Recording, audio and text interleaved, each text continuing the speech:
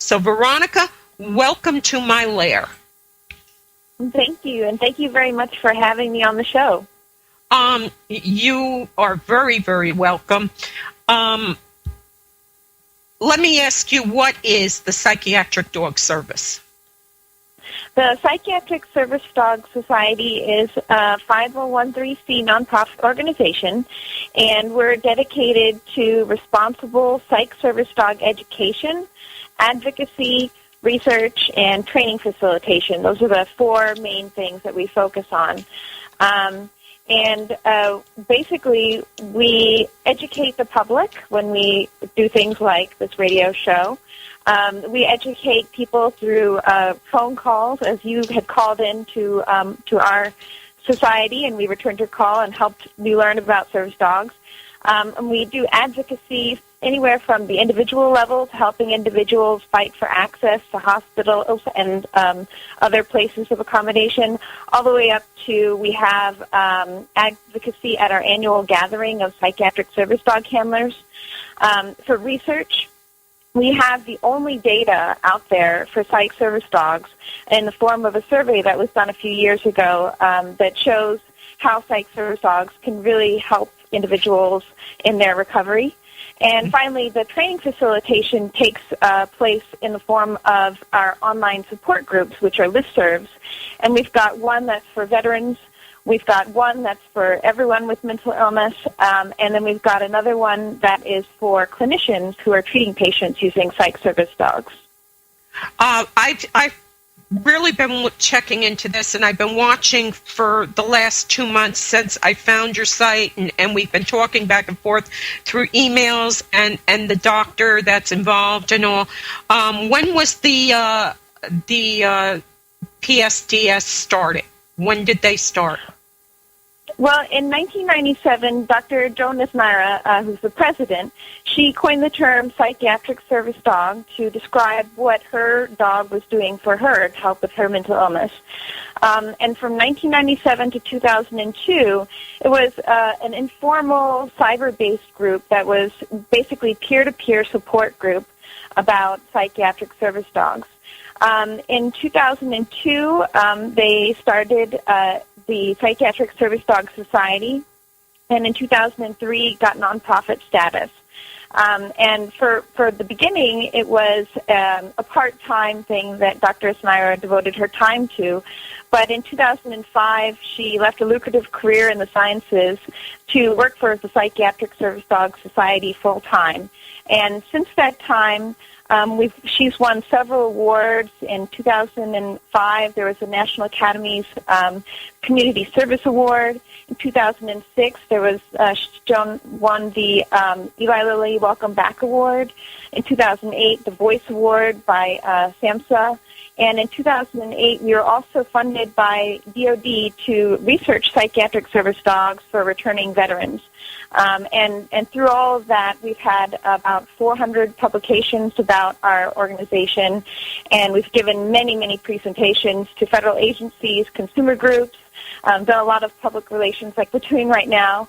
And most recently, NAMI did a Facebook poll and found that in the last 100 years, Dr. Jonas Naira was one of the top 10 people to have the most significant impact on mental health care. So that's the general history of the Psych Service Dog Society. It's amazing because it's not really that long. It's 14 years, and to do this much and get this far. She Esnara, right? It kind of is how it's ESNAYRA.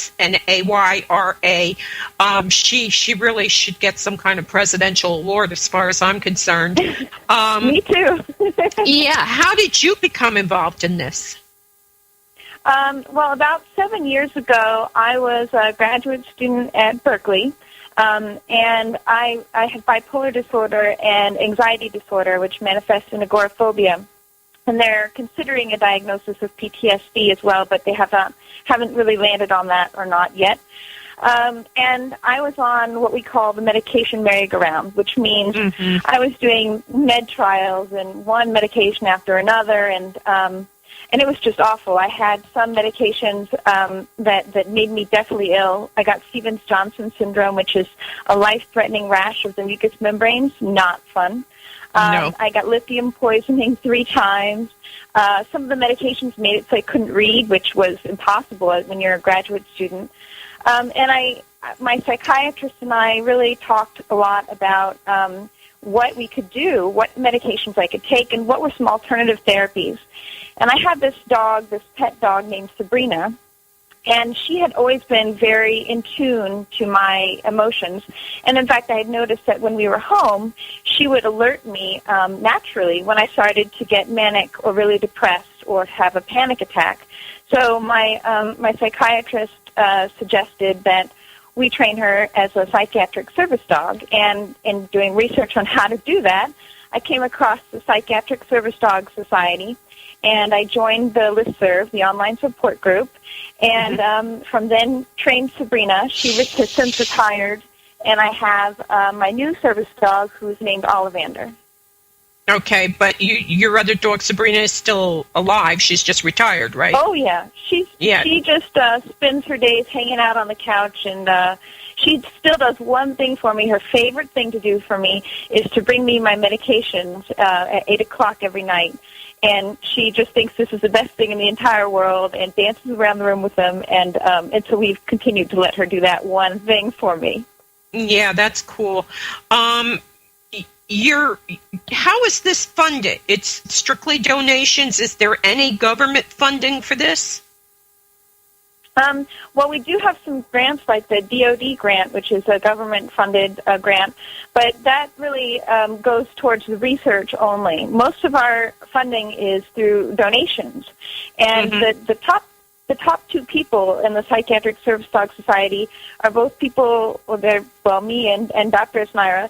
We both have PhDs, and we both decided to not pursue careers in the sciences where we could make pretty good money, in favor of donating our time and energy to the Psychiatric Service Dog Society. So it's basically a nonprofit funded through donations, and most of our members, and so most of our donors, are on disability, and so really don't have a lot of money to give. Right. If you'd like to link to... Excuse me, the people that are trying to donate are actually the people who need them. Exactly. That's what we find. Exactly. If anyone is out there... you said what? The link. The link to the site. How to donate? Yeah. So you go visit our website, which is www.psychdog, which is spelled psychdog.org/contribute.html. And that will take you to our contribution page. And while there, you can also look around for our gift shop, where we sell T-shirts, sweatshirts, bandanas, mugs, and patches that all have proceeds going to the Psychiatric Service Dog Society. Yeah. I'm putting it up in the chat room, and for anybody listening, I will be putting it up on the podcast, because we record every show, and it'll be up for, I don't know, maybe 10, 12 weeks on the pod player, and they'll be able to find the links and everything there, too. How much does it cost to train one of these dogs? Well, that really depends on where you get the dog. We promote the owner training model, which means that the disabled handler obtains and trains the dog themselves. And the reason why we promote this model is because it really is empowering and a life-changing experience to have to really pay attention to your disability, learn about your disability, and figure out ways that your dog can help you. And this is something that if you get a dog that's already trained from a program, you can add this on later. But it's really important for the type of work that psychiatric service dogs do, that they learn our baseline and they're trained to react to changes in our baseline behavior. So if you're training a dog yourself, I'll give you my examples. It cost me over about 2 years, and the cost includes obtaining the dog, food, vet care, training classes, and equipment. It costs me about $4,000 to $5,000 for each dog that I've trained. And some people are able to do that at a cheaper cost because maybe they don't need as much assistance from a private trainer, or maybe they've been able to find used equipment for their dog.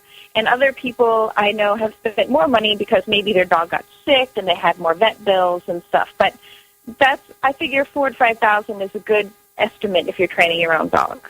Yeah, we started looking into Andrew's dog because Morgan is half Australian Shepherd and half Lab, which means she's the smartest ball of energy you ever saw in your life. And she is very in tune with Andrew. And Andrew came home with a brain injury. And, you know, it's been rough, you know, because he didn't even realize really that anything was wrong with him. And at first I thought he was drinking all the time. And I'd say, Andrew, have you been drinking? And he'd say no, because of course he's across the country. He's at 29 Palms and I'm in New Jersey. I mean, he's on one coast, I'm on the other. And I'm saying, Andrew, you know, you told me that today, or you told me that this morning. No, I didn't. Yeah, are you drinking? Are you drinking? Because he was with a bad unit that had seen a lot of over 900 firefights in 9 months. That's a lot of battles, you know, and all. And he was in a roadside bomb. He was shot 4 times. The jacket, the vest, took most of it in his helmet, but he still sustained injuries, broken ribs and everything. And one eye isn't working well with his brain, and one ear isn't. He hears, but he can't understand what he's hearing a lot. So 50% of what he hears, he doesn't understand. So when he came home with Morgan, I noticed that when he would sleep during the day, because he only sleeps during the day because we're all up, she would go in the room and she became his caretaker. Do you know what I mean? She already understood something was not clicking. And she's 3 years old and all, and that's when I got the idea maybe we could do something with the dog. And so I had Scent of the Missing, and I can't think of her name right now, but she was on, and she says, well, how about training the dog, you know, to help him out? Because one of the big things is remembering your medicine.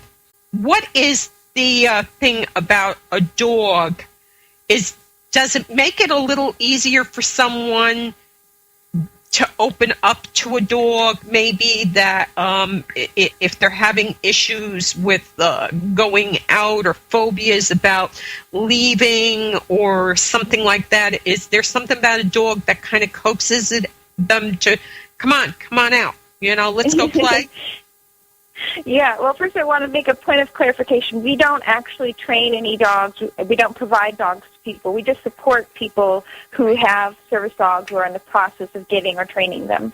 And as to is there something special about a dog, I think that there is something special about animals in that animals aren't judging you. So let's take, for example, bringing medication, because this is a very personal example for me.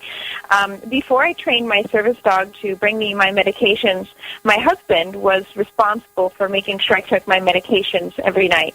And, you know, more often than not, there'd be a big fight about it because I wouldn't really want to take the medications, and I would think he was bothering me or that he didn't think I could handle it on my own. Right. And you know, it was just always a source of tension. As soon as I trained my dog to bring me my medications instead of my husband, there wasn't any more stress. My dog brings me the medications, and she tosses them into my lap and has this giant grin on her face like, look, I did the best thing in the world. I did exactly what you wanted. You can't get mad at that. No. You know, they're totally accepting and understanding. And I do want to point out that the ADA, the Americans with Disabilities Act, has recently changed their definition of a service animal, and now only dogs and miniature horses are allowed. So, so they, I guess, also believe that there's something special about dogs. Yeah, what the dog has done for you is taken a little bit of the caretaker off your husband's shoulders, and he can resume being a husband rather than a caretaker.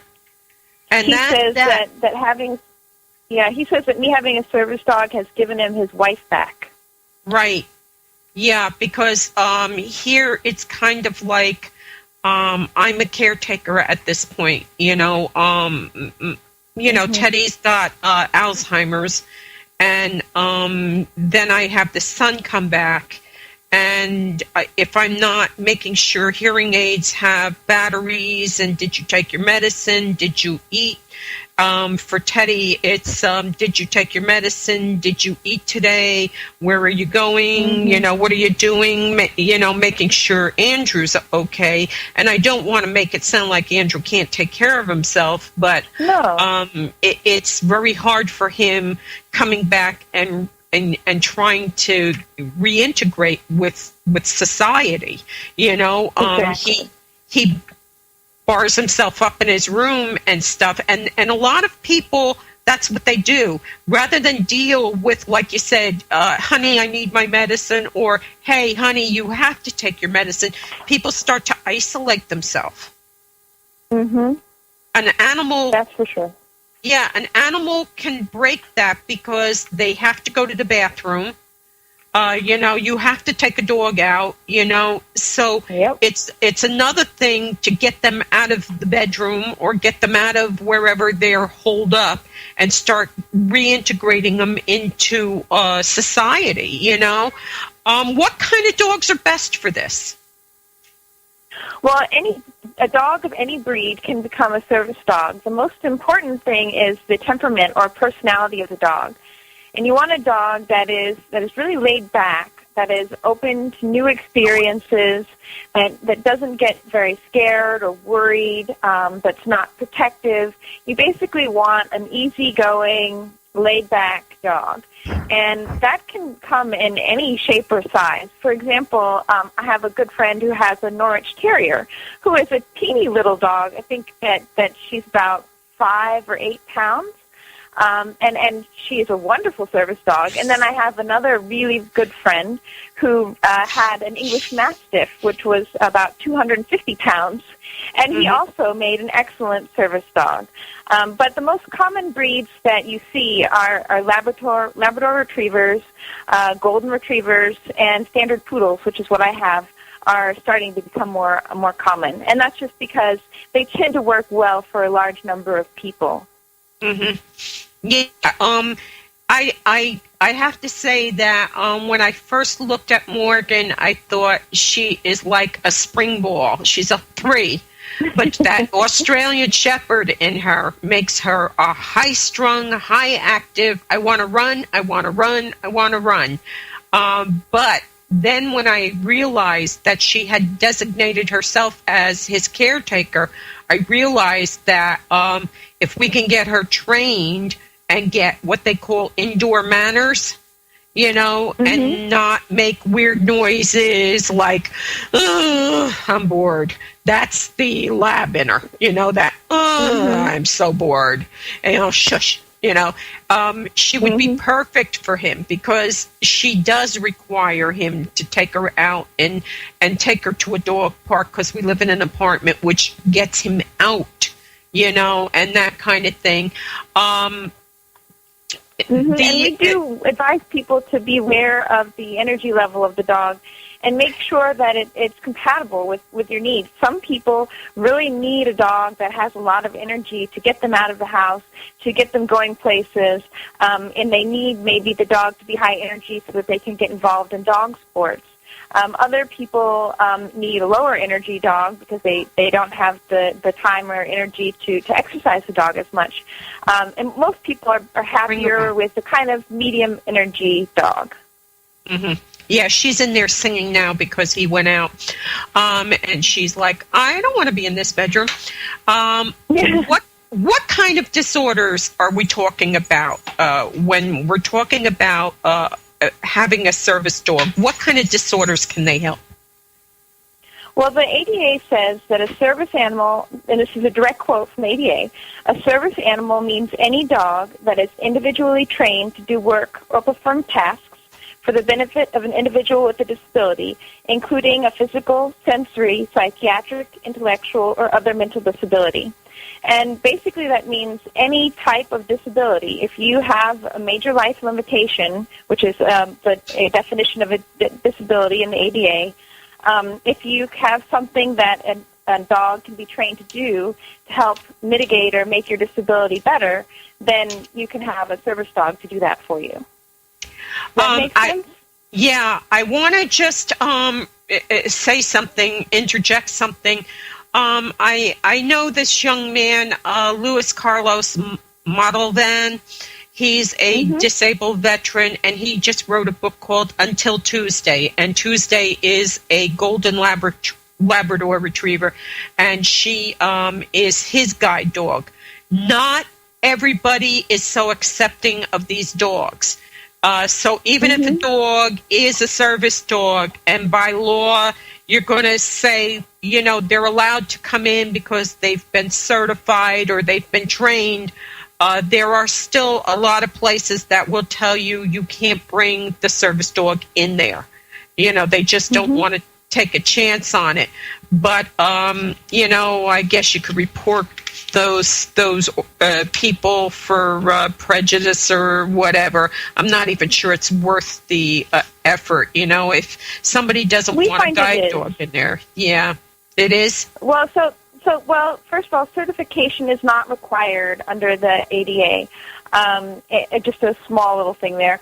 And as to why we think it's important that people stand up in what we call these types of situations public access challenges, because basically what's happening is somebody is challenging your right to have access to public spaces.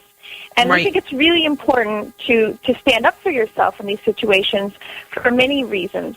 And one of those reasons is because every time you go out with your service dog, you are setting an example for every other person that comes after you with a service dog. So if I go to the movies and the movie theater says, no, we don't want service dogs, and I say, okay, that means the movie theater has learned that they can say no service dogs and people will go away. That means the next time someone comes with a service dog, the movie theater will be that much more certain that they don't have to allow service dogs.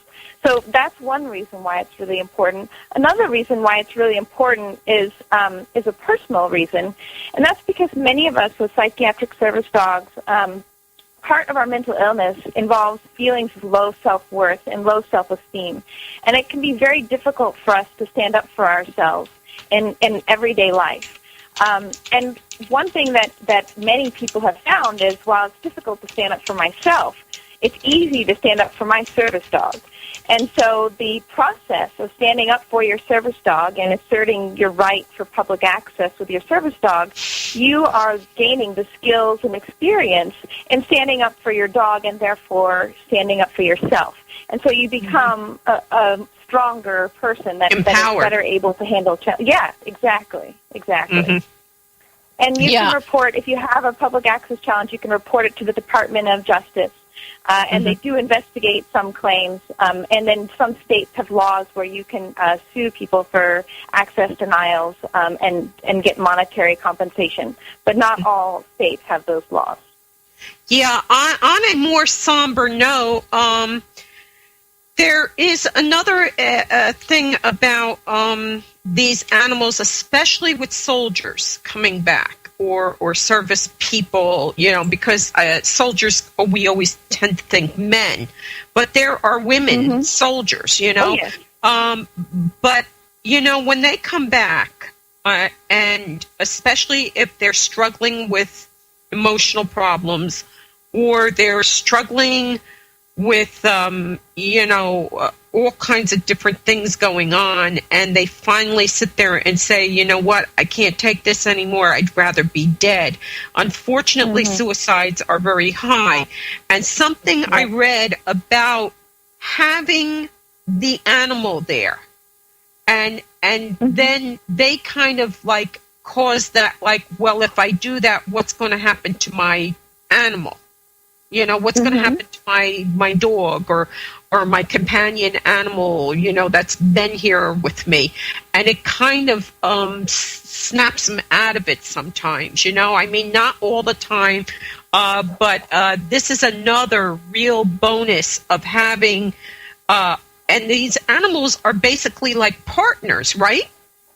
Oh, yes. In fact, that's what I prefer to call it, a team. And the human person in the team I call a partner to the dog. And while we find one thing that dogs can really help with when I'm having suicidal ideation and others who are having suicidal ideation, they've trained their dogs to do various things to help actually lessen the thoughts and desires of the suicidal feelings. And one of the things that I've trained my dog to do is, for example, if I'm feeling like cutting myself in a certain way, I train my dogs to do what's called deep pressure therapy, which means they lay on top of a part of my body, and that provides the deep pressure, and they stay there for a really long period of time, longer than they would normally stay, and usually in more uncomfortable positions than they would normally seek out for themselves. And this deep pressure therapy really helps a lot in lessening suicidal thoughts and also thoughts of self-injury. It's been amazingly helpful to me and many others. Yeah. Let's talk about some of the things that waking you up out of night terrors. Dogs can be taught to wake you up out of that, right? And even beforehand, I have a friend who had night terrors, I don't even know how many years, that she has been having night terrors and not able to get a full night's sleep or really any restful sleep. And she has a German Shepherd, long-haired German Shepherd, who is able to sense her night terrors before they start. So I guess maybe she gets agitated in her breathing or something, and the dog is able to wake her before the night terrors so that she's then able to get back to sleep. She's able to use her dog to calm her anxiety if she has anxiety when she's woken up. And now she can sleep and not be afraid of night terrors every night. It's just totally amazing. One thing I wanted to mention, so in the definition of a service animal by the ADA, they say the dog can do work or perform tasks to help someone with a disability. And I think that a lot of what you're talking about is work. And work is something that a lot of people have a hard time grasping. So physical tasks are really easy to see tasks, like bringing medication. That's something you can see happening. But work includes subtler interactions that an outside observer, they wouldn't necessarily be able to tell it was happening, even if that assistance was happening right in front of their noses. And so there are three types of work that we believe happen, that we've kind of divided them into. I'll tell you about the first two, but the last one is one I really am very excited about. The first one is cognitive behavioral work, and that uses cognitive behavioral therapy techniques. So, like, if the dog alerts you to some, like, rising anxiety level or your impending mania or something like that, then you evaluate your thought patterns and do your cognitive behavioral techniques to help avoid the panic attack or the mood swing. There's also mind and body regulatory work, which is where the dog does some action and tells you basically to do self-regulation. So, for example, the dog does some action to alert you to rising anxiety or a dissociative episode, and then you do breathing exercises and stuff like that to regulate your body and your body's responses. But the last one, I think, is the coolest, and that is leveraging the natural senses of the dog. And the best way that I can give as an example to this is hallucination discernment. And basically what happens is the dog has senses and naturally senses things in its environment. For example, the dog can naturally sense people in a room.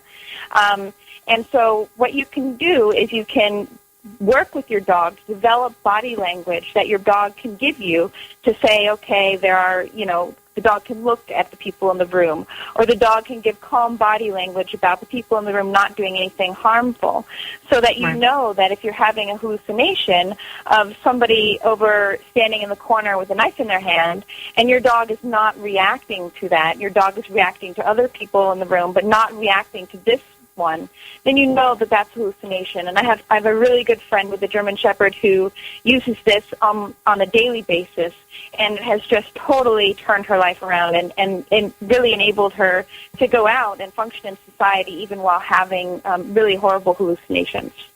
And it's hard, I mean, how do you function in the world when you're not quite sure if what you're seeing is actually happening? It's got to be frightening. I mean, let's say you were raped and somebody comes near you and maybe looks at you, something that maybe triggers a memory of what your rapist did.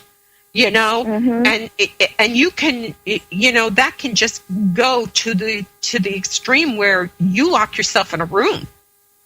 Yeah, well, and I have a friend that has a miniature Australian Shepherd, and she gets very upset when people touch her, and especially if they touch her and she doesn't know they're about to touch her. They basically prevented her from like grocery shopping and doing anything really. And so the dog is trained to, when she is looking, for example, at items on a shelf in a grocery store, the dog stands in what's called a post position next to her but facing backwards. And so watching her back. And when someone approaches her, the dog is trained to nudge her so that she knows there's someone coming up behind. She can turn around. She can take care of the situation. The dog is just there as an observer and making sure that nothing is going to startle the owner. The dog is keeping her personal space intact. Exactly. The dog, and it helps a lot with hypervigilance that we see in people with PTSD. It's been really, really life-changing for many people. We're talking about it not being a magic cure, and that you can't think of dogs as, okay, I got this dog now, you're responsible for my medicine, and you're responsible for this, and you're responsible for that. Talk about that a bit more. Well, we think that psychiatric service dogs are a wonderful adjunct to conventional psychiatric treatments. We encourage everyone who has a psych service dog to attend regular therapy, to have a psychiatrist, be on medications if appropriate, and really take charge of your mental illness. You can't just sit back on your heels and do nothing once you get a service dog. You have to really take control of your life, take control of your mental illness, and that's the only way that it's going to work. And that brings up that it's not just all fun and games with a psychiatric service dog. There are some downsides to having a psychiatric service dog that make the lifestyle difficult for some people.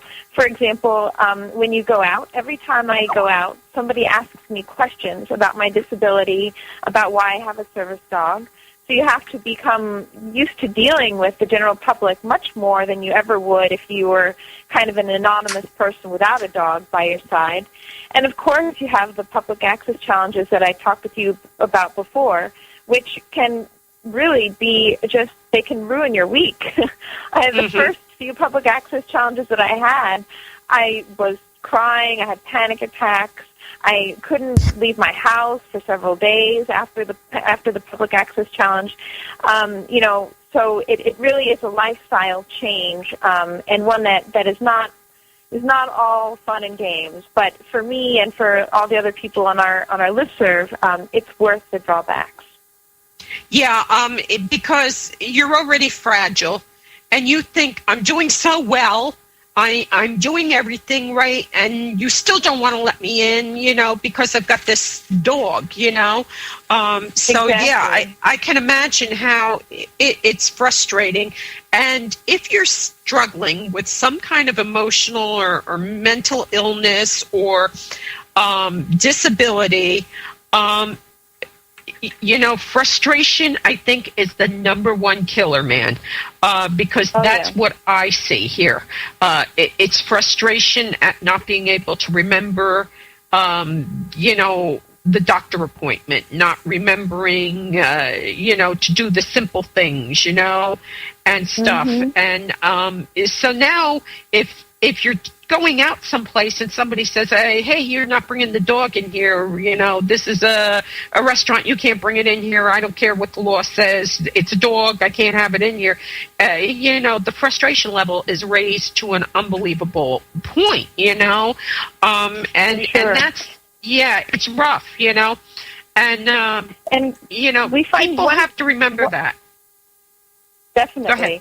And one way that we try to help people in gaining experience with talking with others and going out with their service dogs, as we have every year what we call a gathering once a year, and it's basically an event for psych service dog handlers and people who are in the process of getting a psychiatric service dog. And we meet this year. It's in Washington, D.C., October 8th through 11th. And we go out in large groups and do things like last year it was in Denver. We went to the U.S. We went to an aquarium together, all with 20, 30 dogs, service dogs with us. And people really have a chance to learn from each other, see how other people handle the attention, see how other people handle the challenges. And then that's also a resource through our online support group, our listservs, is another way where people can learn about the challenges and how to handle them as well. Yeah, I think what sold Andrew on the idea was we were at the Bricktown VA and a soldier came in with a service dog. And, of course, the soldier had his back to a wall. You know, it was the traditional standoff. You know, I got to see the whole entire area and all. But this dog was laying on the floor in front of him. And as Andrew walked up to him, the dog just sat up and looked at him like, okay, that's as close as you need to come. You know, you're invading his space now. And he didn't get nasty. He didn't growl. He didn't do anything. But he just sat up and tilted his head like, okay, you know, that's it. You know, what do you want? And Andrew introduced himself, and as soon as the guy started talking to him and he felt secure, the dog immediately laid back down again, like, it's okay, you know, he's not a bad guy, you know, and it's okay, my master is happy. The thing is, when they've got those vests on, they're working. They're not there to play ball or have the kitties pawing them, saying, "Oh, look at the pretty doggy! I want a doggy like it." These dogs are working when they have that vest on. Yes, that's for sure. And some people will allow their dogs to be played with or give attention when they're working, but you should always ask first when you see a service dog that you want to say hello to. Just ask the handler, would you mind if I said hello? Sometimes, especially for people who have a lot of social anxiety, one of the functions of the dog is to facilitate social interaction. So they may actually welcome you interacting with their dog and therefore interacting with the person. And other people might not have the time, or just their dog might not enjoy it, or they are on their way to somewhere, as I often am, and don't have time to stop and chat. Another thing is, these dogs, and this goes back to, it's not all sunshine and roses, they also need downtime. They're dogs, and they need to be able to play, and they need to run around in time to be a dog. So when we take her to the dog park, I go with him, so that she knows I'm with him and she can go and run and play. And when he's sleeping or something, Teddy and I, or we're down the camper and he's sleeping, we'll sneak out with her and take her to the park and walk her, you know, and she can smell and sniff dog butts and do whatever the heck it is she's going to do, because they do. It requires, it's a dog, and they need to play. They're not friggin' slaves. You know, that's not their job to become your slave. They are your companion. They're your partner, and you should respect them for that and make sure they can play and relax and stuff, because they have to have downtime every single day. They just can't constantly work. Oh, yeah. My first service dog, Sabrina, she'd been working for about a year and a half for me, and I wasn't really adequately meeting her downtime needs. And she started to not really enjoy working. And I talked it over with the people on the online support group, and several of them suggested she needs more downtime. So we got actually into agility classes with her, and boy, she loved agility, and it improved her working, her focus. It's just like, humans need a weekend to recover from the work week. Our dogs also need downtime. It's very, very important to meet the needs of your dog, keep your dog healthy and happy and wanting to work for you. Mm-hmm. Let me ask you something. With Asperger's it's a form of autism, and of course there are different degrees. There are different degrees for everything. If you're bouncing off the walls, schizophrenic and institutions, and that kind of thing, a dog might not be any good for you because it's an added thing that, it's a living thing. This isn't something you can put on the shelf when you're, out to lunch someplace. But in mild forms, would that be a good companion for like someone with Asperger's, where they don't like to be touched or something like that? Yeah, we have many people on our listserv who have Asperger's and also autism. And just like with schizophrenia or any other mental illness, it's all about, what level the person is at with their disability. Are they able to handle a service dog, the service dog's needs, keep the service dog happy? And some people with autism and Asperger's are, just as some people with schizophrenia, PTSD, etc. are, and some people with it are not. And so that it's something that you really have to kind of think about if your lifestyle is going to work with a service dog or if it's not. A service dog with children, recommended, not recommended? Well, it really depends. There are two things I want to say about this, and one of them is there is something called a triad team, which is where you have a child and you have usually a mother or father, and you have a dog, and they work together in a unit of 3. And this can be very useful, provided that the dog is working well for the child. The dog has all its needs met, and the dog is not being used in anything dangerous. Or being assigned a babysitter. Exactly. And then the other thing is for older children who can actually handle the dog on their own. And I have the great pleasure of knowing a child who came to our gathering last year in Denver, and he handles his own service dog. I forget exactly his age, but he is just wonderful with his service dog, and his service dog has really made a difference in him being able to go to school and participate in normal daily activities.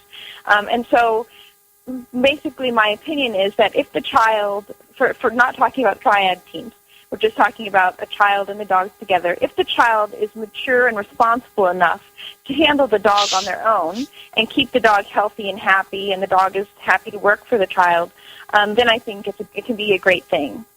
Mm-hmm.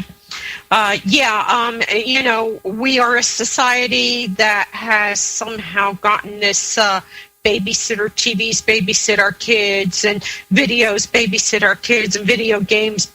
So this isn't something you want if you have a child and you're not planning on taking care of it. This is this would be maybe for a teen that's wants to go to school but doesn't want mom or pop sitting in the back of the room with them.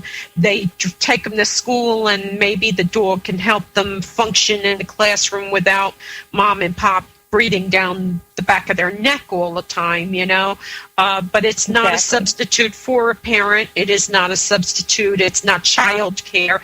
And for elderly people, it's not, care for elderly people. Here, you got a dog. Now I don't have to watch you anymore, because these are animals. They can't call 911. Maybe they could be they taught. might be able to, but yeah, they're not babysitters. That's Yeah, for sure. yeah. Where's Timmy, Lassie? Is he in the well? Yeah, he's over there in the well. Yeah. There's only so much a dog can do. Exactly. And elderly people can definitely have service animals as long as, like I said, they are able to meet the dog's needs and keep the dog healthy and happy to work. The dogs are able to go outside and not crap in the house, and they're able to get exercise and play and maybe interact with other animals. I mean, if you've got someone who is unable to, leave a house, or unwilling to go on walks with this dog and stuff, then they shouldn't have an animal. And that's one thing I really want to stress here, and I'm going to keep saying it, and I know everybody's going to say, how many times are you going to say it, Mo, but they're not a replacement for medication. They're not your caretaker. They're a partner. You take your medicine, you go for counseling, and you make sure that they have time to be dogs, because that's what they are. They're dogs. And they have to be able to kick back and relax and play, because it has to be fun and rewarding for them. Once it's not fun and rewarding for them, then they don't want to do it anymore. And now it's you've got a slave there, and that's not fair. That's really not fair. The kind of dogs we went through are golden retrievers, labs. They're very easygoing, those kind of dogs. Your more excitable dogs, it depends on what you're looking for. And if you need to be moved out of the house, a dog that needs to be walked more and wants the ball, go chase the ball and stuff, and that's good for somebody who's what we call barn sour, a person who just can't seem to get out of the house and has locked themselves in the house. I have a question in the chat room, and it's from VX Llama. She's asking, what happens to service dogs when they age and have arthritis, etc.? Well, that's actually a perfect question for me, because my first service dog retired because she got arthritis and had joint problems. And really, the answer can vary for different people, but generally speaking, within the psychiatric service dog community, those of us who, what we call owner train, who train our own dogs, we retain ownership of our dogs. And so therefore, we almost always keep our dogs when they retire. And so my dog is right now relaxing. She has a whole red corduroy chair to herself. She has a holistic veterinarian that she sees, and that helps her with acupuncture and all the stuff that she needs to take care of her aging condition. And so most people take care of their dogs when they retire. If the person has gotten their dog from a program, some programs retain ownership of the dogs and then take the dogs back and find them new loving homes. And you don't have to worry about those homes being bad or anything, because the wait list for a retired service dog from those organizations is usually quite long, and people can wait 6 months to a year for a retired service dog to be their pet. Yeah, I think, like with seeing eye dogs, and it's not a bad thing, because a blind person, this dog is their eyes. So now if their dog is not able to work like that anymore and they live alone, they can't take care of two dogs. It's not going to happen. I mean, it might happen, but it's going to be harder on that person. So I think a lot of people worry about service dogs being, I worked and everything else, and now I'm being cast aside, and I'm going with people I don't know, where, you see, Morgan, that would never happen. She would have to stay in the family because now she's our dog, and stuff, Exactly. So I think that's really good that, that can be arranged, and you get another service dog and train it, and, the other dog, they can go out and play with each other. They have companionship, but then you've got a younger dog to take the reins when it's time to go to the grocery store, or you want to go walking someplace, or you want to go to a festival, whatever Exactly. it is, Well, so It's important. Yeah. When I retired Sabrina, my first service dog, I let her continue working until she didn't want to work anymore. And the way I did that was I just watched her for any sign of stress. Right. And so I got a new puppy, and who's my current service dog, Ali Ollivander, and Sabrina really, really wanted to continue working for about 6 months. And then after about 6 months, by the time that Ollie, my new dog, was starting to alert me to my panic attacks and be able to assist me more, all of a sudden one day she decided she didn't really want to go out anymore. She didn't really want to work anymore. So I said, okay, that's it. And I threw her a huge retirement party, and we invited everyone on campus who knew her, and she got presents, and she had a wonderful time eating cake. That's and cool. Everything. Yeah. But she decided when she wanted to retire, and I respected that, and didn't take her out again. And now she just is the queen of the house. Yeah, it's kind of like, okay, the kid seems to know what he's doing. I can trust him now. Exactly. And she seemed to make that decision, and that only goes to show how brilliant animals are. We tend to not give them credit when people say they have no souls. You have no brain.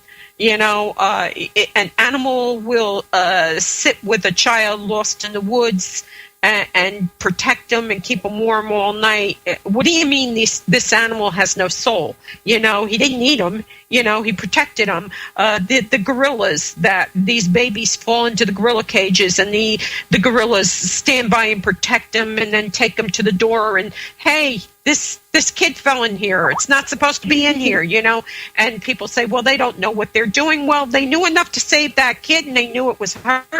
Come on. People really annoy me when they go about that stuff. Where can people go to get dogs trained? Because you and I talked about this. Where are some specific places they can go and start checking out places to get these dogs trained? What can they look for if they want to do it themselves, or they want to get somebody to help them train, Well, the first thing that I would recommend doing would be to join our online support group, our listserv, because there are people from all over the world who are members of our online support community, and they can help you find people local in your area who have experienced training. It can be kind of difficult to find just by doing internet searches someone who can help you train, because oftentimes you'll find that regular pet dog trainers who do things like maybe competitive obedience or agility or other dog sports, they know enough about dog training to be able to assist you in training you how to train your own dog. But they may not advertise that they can do so on a website. They may not even have a website. So word of mouth is a great resource through our online community. And then secondly, what you can do is just start calling people. Pick up the phone and call trainers in your area that are Canine Good Citizen evaluators, or that do competitive agility or obedience or any type of advanced training, and ask them, I'm going to be training my own service dog, and I was wondering if you would be interested in helping me do this. And if they say no, then ask them if they know of anyone else in the area who would be willing to. And you can usually, within just a few phone calls, find a trainer that is willing to assist you in training your own service dog. Yeah, there's a cop in New Brunswick here, and the guy said between $3,000 and $5,000. It'd be a 2-year thing, and he'd take payments and everything like that. But we're just he only came home in February, and so we're backpedaling. We're doing a lot of stuff that should have been done 2 years ago when he got back from Iraq, and we're still setting up. And he thinks we're not moving fast, but really we have been moving fast, In the service, you learn to hurry up and wait.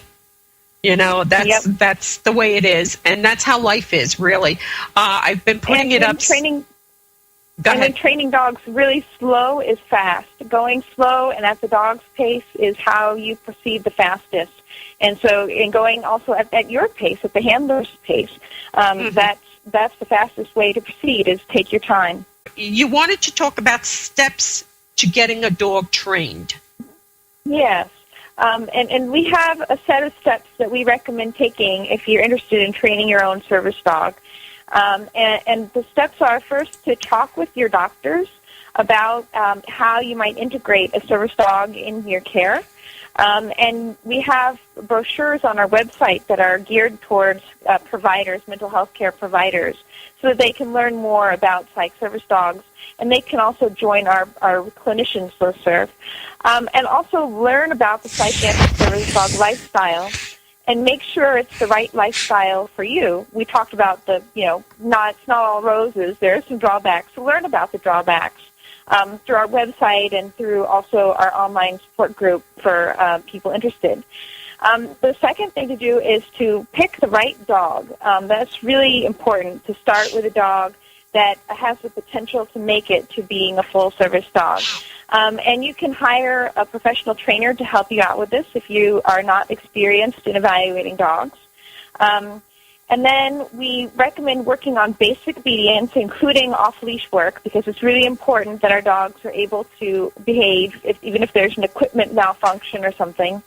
And we recommend that you work towards the Canine Good Citizen test, which is a basic manners test that any pet dog can take, but it involves things like walking nicely on a leash, greeting people that have other dogs with them, not being afraid of loud noises, things like that.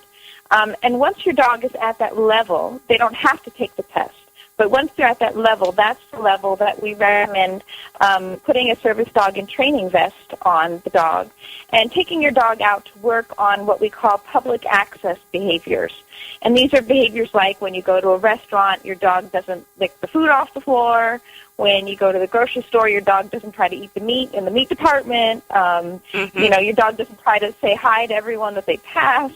That type of thing. And beg and stuff. Yeah. Those are public access behaviors. And so we recommend working on those for at least 6 months, if not longer. Many people take a year or so to work on public access behaviors. And during that time, they work on also disability-specific work and tasks that, you need the dog to do to help you. And at the end of that, you can take, it's not required, but you can take a public access test, and we have one on our website that anybody is free to use. And we recommend that you document this test so that if you ever have to go to court or something, that you have documentation of the training of your service dog. And if you go to YouTube, you can search for service dog public access tests, and then lots of them will come up. There's one of my first service dogs, Sabrina, her public access test, and Ollivander, my current service dog, their public access tests are both up there. So those are kind of like the steps that we recommend taking in order to train your own service dog responsibly. And if a dog fails it the first time, you shouldn't just throw in a towel and say, oh, it's no use, I mean, some people take the driver's test, 40, 50, 60 times before they pass it. There was one woman who took it 500 times. She was something like 80, and she finally passed it, So, I think I avoided her earlier. Yeah. There are some behaviors that are kind of like an automatic no. For example, aggressive behaviors are, we don't recommend that a dog with any history of aggression be used for service work because it's just too dangerous if the dog happens to relapse. And if there's any condition, like a medical condition that might be made worse by the dog working, or if the dog is in pain when they're working or anything and not happy, those are all automatic no's in our book. The dog must be healthy, happy, non-aggressive, and to work. And as much as we want to say go to a pound, like a animal shelter and get one off of death row, you still have to remember this animal, you are going to be their lifetime family. I hate people who go and take animals and then after a year they go, oh, I'm tired of it, and they dump it again. You all should be shot. People who do that should be shot. I mean, I'm sorry. But if you're going to go and you're going to look for a dog specifically for a service dog, you need to find out if that dog was abused, you don't want that dog because that dog is already scarred. That dog needs a loving family. It doesn't need to go to work. That dog already has PTSD. That dog is struggling with PTSD, right. You want a dog that is stable. Right. You want a dog that's... Go ahead. Yeah, the best way to get a stable dog is either start with a puppy or a young adult that is from a responsible breeder, that the mother especially of the dog has the right personality to be a service dog, and that the breeder has done all the proper genetic testing and everything to make sure the dog is going to be healthy. Or start with an adult dog that's in a stable home environment. So that can be a dog that you already own that's a pet. It could be a dog that you are adopting from a foster situation. But the shelter situation is really, really stressful for a dog. And that can give a dog PTSD on its own. So we don't generally recommend adopting from a shelter, but a stable foster home environment where you can get a personality evaluation of an adult dog is going to be really key for getting a good start. We have another question. Are puppies who are more submissive with the belly up with ease better than a more alpha puppy? That's a good question. So there's something called the Volhard temperament test, and it's a scale of 1 to 5. And the 1 and 5 are obviously the extremes. And you go through a series of things where you turn the puppy on its belly and see what it does. You throw a ball for the puppy and see what it does, and all that kind of stuff. You want a puppy that's scoring mostly 3s. You want a kind of a middle-of-the-road puppy. You don't want the top alpha, I'm in charge of everything puppy. And you also don't want the puppy that is, I can't do anything, you control everything puppy either. You want a dog that is confident, not overly confident, and not unconfident. You want a nice, middle-of-the-road, easygoing, accepting dog. Mm-hmm. Yeah, that's a good answer. I want to thank you for coming on. Is there anything we didn't touch on that you wanted to say? I'm trying to think. I can't really think of it. It's been a really nice and fun interview. I guess the thing that I would really like to say is that, our organization is a nonprofit, and we really run on a shoestring budget. We're a grassroots organization, and everyone who works at our organization suffers from mental illness, and so we really could use all the support that anyone might want to give. And we're a 501c3 nonprofit, so if you donate, it's tax deductible. There you go. There's an excellent motive, get that little, Uncle Sam on your side, for real. Thank you. Smoochie is saying it was a great show, and she thanks you. Absolutely. And, this was just such a great show, and maybe you'll come back in the future again. And I think that you did wonderful for your first time. You did better than I did, for crying out loud. You did great, so I want to thank you so much for being on tonight. I think we already have the banner on the Gate site, but we definitely will make sure it's there.